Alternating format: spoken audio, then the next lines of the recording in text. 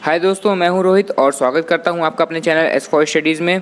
और आज हम राम लक्ष्मण परशुराम संवाद के तमाम सारे प्रश्नों की तरफ दृष्टि डालेंगे। वो प्रश्न एनसीईआरटी प्रश्न भी हैं, काव्यांश से आधारित प्रश्न भी हैं और साथ ही साथ सीबीएसई के कुछ इंपॉर्टेंट प्रश्न भी हैं। इसलिए इस वीडियो को पूरा देखिएगा और बहुत ही ज़्यादा मदद करेगा आपकी बोर्ड प्रिपरेशन में ये वीडियो।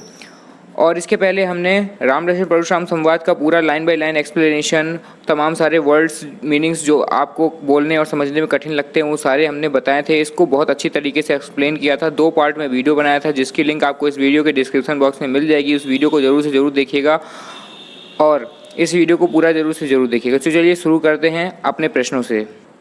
तो चलिए शुरुआत करते हैं एनसीईआरटी प्रश्न उत्तरों से। और सबसे पहला प्रश्न है, परशुराम की क्रोध करने पर लक्ष्मण ने धनुष के टूट जाने के लिए कौन कौन से तर्क दिए? परशुराम जी के धनुष के टूट जाने पर क्रोध करने पर लक्ष्मण जी ने धनुष के टूट जाने के 3 तर्क दिए। पहला तर्क यह है कि यह तो पुराना धनुष है जो कि श्री राम के छूते ही टूट गया।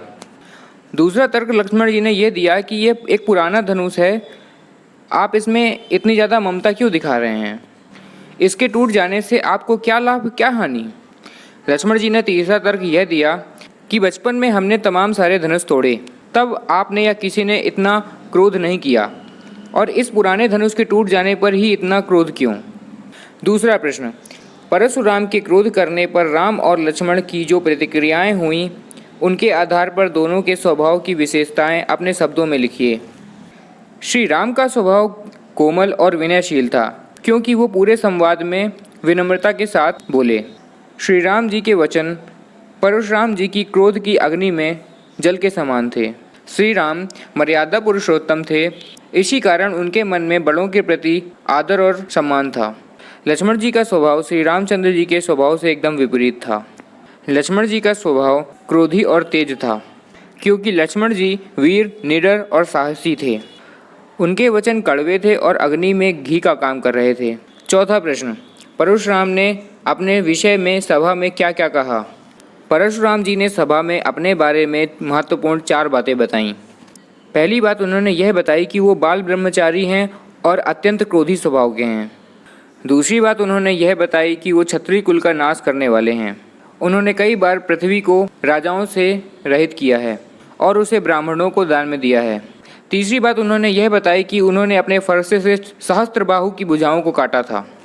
चौथी बात उन्होंने यह बताई कि उनके फरसे की टंकार से गर्भ में पल रहे बच्चे का विकास रुक जाता है। 5वां प्रश्न, लक्ष्मण ने वीर योद्धा की क्या क्या विशेषताएं बताईं? लक्ष्मण जी ने वीर योद्धा की 2 महत्वपूर्ण विशेषताएं बताईं। पहली ये कि वीर पुरुष युद्ध के मैदान में अपने शत्रु को सामने पाकर अपनी वीरता का बखान नहीं करता, और जो अपनी वीरता का बखान करता है वो कायर कहलाता है। वीर पुरुष अपना प्रताप युद्ध में दिखाता है। और दूसरा ये कि वीर पुरुष कभी भी अपशब्दों का प्रयोग नहीं करता। 6वां प्रश्न, साहस और शक्ति के साथ विनम्रता हो तो बेहतर है, इस कथन पर अपने विचार लिखिए। साहस और शक्ति के साथ विनम्रता होना अनिवार्य है, क्योंकि हर विवाद शक्ति और साहस से हल नहीं किया जा सकता।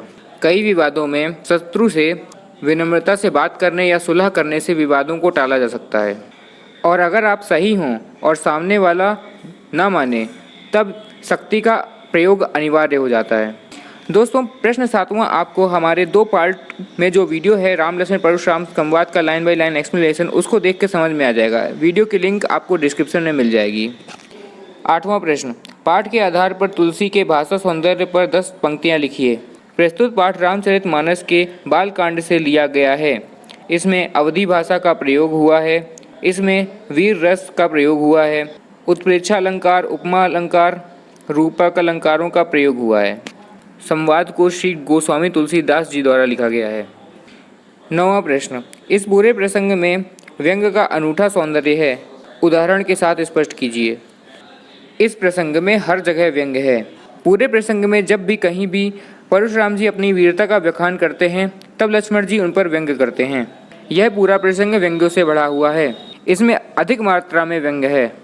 उदाहरण के लिए, जब राम जी ने धनुष तोड़ा और परशुराम जी ने पूछा कि किसने धनुष तोड़ा, तो उन्होंने कहा कि आपका ही कोई दास होगा इस धनुष को तोड़ने वाला। और इस बात पे परशुराम जी ने व्यंग्य करते हुए कहा कि शत्रुता का काम करने वाला सेवक कहाँ होता है। दोस्तों, अब काव्यांश से आधारित कुछ महत्वपूर्ण प्रश्न देखेंगे। तो पहले काव्यांश का पहला प्रश्न, परशुराम जी किस कार्य को अरिकरनी कह रहे हैं। परशुराम जी शिव धनुष तोड़ने को अरिकरनी कह रहे हैं। यहाँ पर अरिकरनी अर्थात शत्रुता का कार्य। दूसरा प्रश्न, नाथ शब्द द्वारा कौन किसे संबोधित कर रहा है। नाथ शब्द द्वारा श्री राम परशुराम जी को संबोधित कर रहे हैं। प्रस्तुत काव्यांश के आधार पर बताइए कि परशुराम जी की शिव धनुष के प्रति क्या भावनाएं थीं।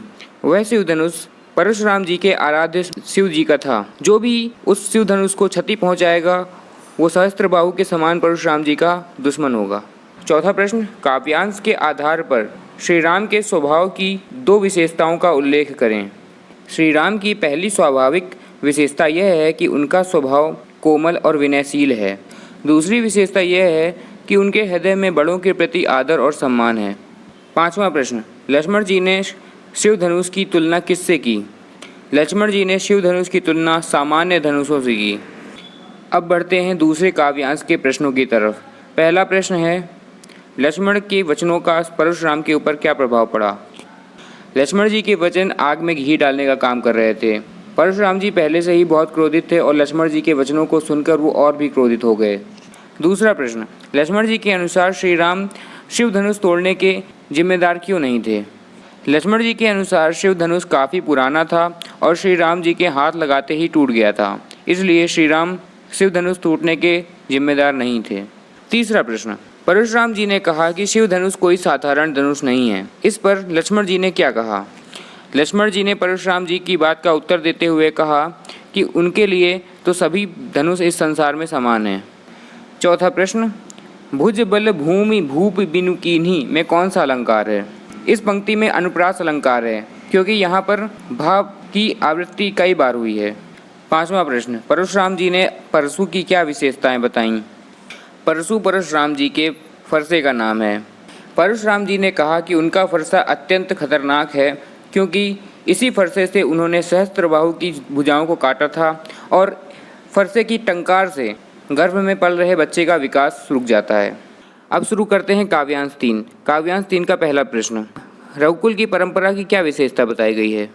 लक्ष्मण जी ने रघुकुल की विशेषता बताते हुए कहा कि उनके कुल में देवता, ब्राह्मण, भक्त और गाय पर अपनी वीरता का बखान नहीं किया जाता। दूसरा प्रश्न, लक्ष्मण जी द्वारा परशुराम जी की वीरता भरी बातों का उपहास उड़ाने का क्या कारण था। लक्ष्मण जी ने परशुराम जी की वीरता भरी बातों का उपहास इसलिए उड़ाया क्योंकि वो बात बात में अपनी वाणी पर नियंत्रण खो देते हैं और हर बात पे फरसा उठा लेते हैं। ऐसा लगता है कि वो फूंक से ही पहाड़ उड़ा देंगे। तीसरा प्रश्न, काव्यांश में कुम्हड़बतिया से क्या आशय है। कुम्हड़बतिया एक ऐसा फूल है जिसको उंगली दिखाने से ही वो मुरझा जाता है। यहाँ पर लक्ष्मण जी कह रहे हैं कि इस सभा में तुम्हारी वीरता को सुनकर कोई भी डरने वाला नहीं है। अब बढ़ते हैं चौथे काव्यांश की तरफ और पहला प्रश्न है, लक्ष्मण जी के अनुसार कायर कौन होते हैं। लक्ष्मण जी के अनुसार कायर पुरुष वो होते हैं जो युद्ध में शत्रु के सामने अपनी वीरता का बखान करते हैं। दूसरा प्रश्न, परशुराम जी ने लक्ष्मण जी के क्या अवगुण बताए हैं। परशुराम जी ने लक्ष्मण जी को कहा कि वो सूर्य वंश के चंद्रमा में कलंक के समान है और वो कुबुद्धि, दुष्ट है, उद्दंड, मूर्ख और निडर है। दोस्तों, अब बढ़ते हैं पांचवें काव्यांश की तरफ। पांचवें काव्यांश का पहला प्रश्न, लक्ष्मण जी के किस वचन से उनकी निडरता का पता चलता है। लक्ष्मण जी परशुराम जी से कहते हैं कि ऐसा लगता है कि परशुराम जी काल को लक्ष्मण जी के लिए हाँक कर लेके आ रहे हैं। इस कथन से लक्ष्मण जी की निडरता का पता चलता है। दूसरा प्रश्न, परशुराम जी ने सभा से किस कार्य का दोष उन्हें न देने के लिए कहा है। परशुराम जी ने सभा से लक्ष्मण जी के वध का दोष उन्हें न देने के लिए कहा है। तीसरा प्रश्न, परशुराम जी ने लक्ष्मण को कैसा बालक बताया है। परशुराम जी ने लक्ष्मण जी को कड़वे व्यंग्यपूर्ण वचन बोलने का वाला बालक बताया है।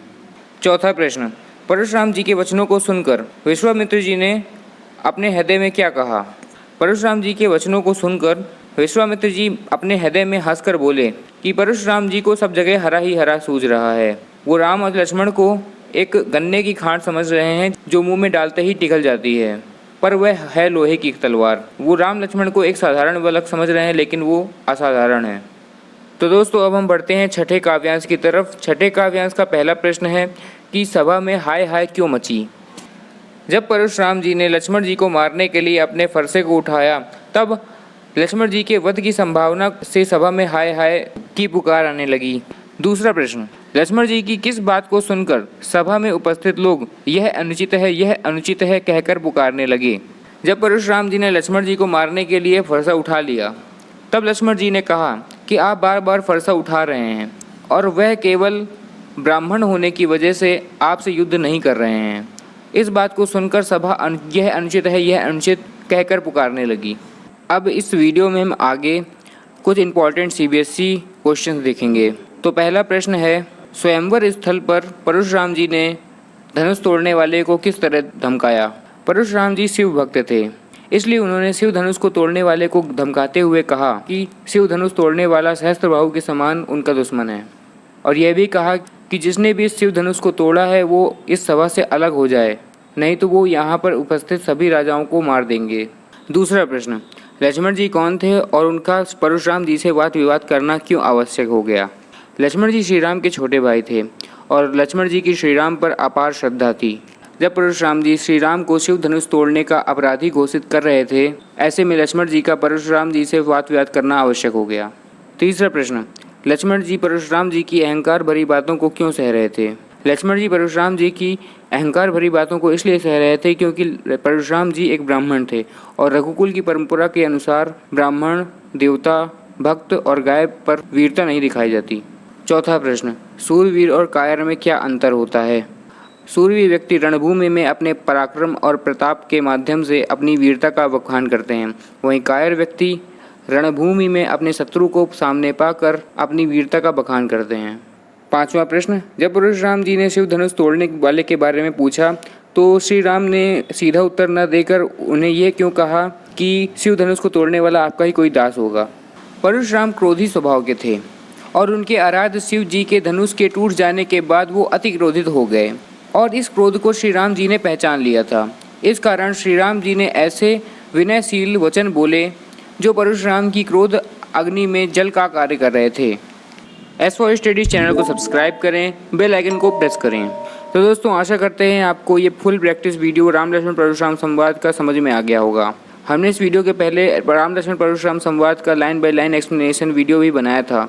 उस वीडियो को अगर आपने नहीं देखा है तो डिस्क्रिप्शन बॉक्स में दी गई है लिंक, उस लिंक के माध्यम से उस वीडियो को जरूर से जरूर देखिएगा। वीडियो पसंद आया हो तो लाइक करिएगा, कुछ पूछना हो तो आप कमेंट बॉक्स में पूछ सकते हैं। वीडियो कैसा लगा आप हमें कमेंट बॉक्स में जरूर से जरूर बताइएगा। तो मिलते हैं इस तरह की और वीडियोज़ में, तब तक के लिए बाय, जय हिंद।